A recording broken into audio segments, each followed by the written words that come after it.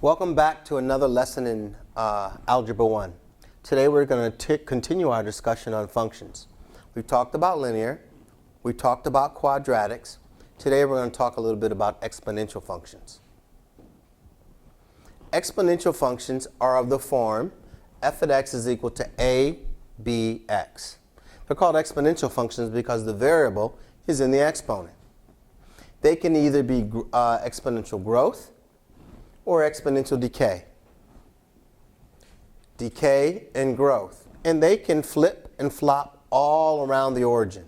It all depends on what the a's are and what the b's are. But here's an example of an exponential function in a table. And if we wanted to come up with the equation, I'm going to walk you through how you do that. Notice that all of these are changing by 1. And that's essential. Notice, what do I do to my 2 to get 6?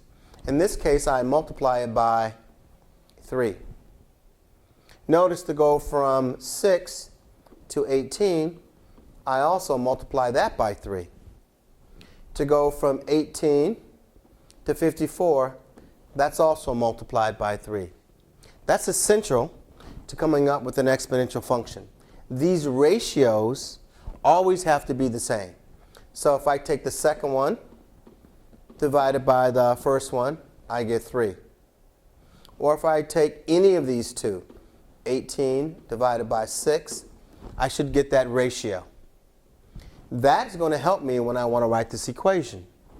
The a value is always the value at 0. In essence, it's like the y-intercept. When x is 0, the y, or f at x, is 2. This b value is always this common ratio, or what am I doing to get to the next number? It could be multiplication or it could be division. In this case, it's 3. So if I wanted to write that function, f at x is equal to a, which is 2, b, which is 3. Let's write that a little neater. And I always have my variable in the exponent, x. That's what makes it an exponential function. Another way you might see exponential functions is written something like that, where y is the final amount. They do this a lot with money. So when you're learning about compound interest, this is the form that you're going to use. Sometimes you'll see population increases. You'll use this form. Well, y represents the final amount. A represents the original amount of money, or how many people were living here initially. And R represents how much is changing by. If it's positive, it's growth. If it's negative, it's decay. T represents time. Sometimes you might see this as, instead of time, you might see a Y for years. Here are a couple of examples.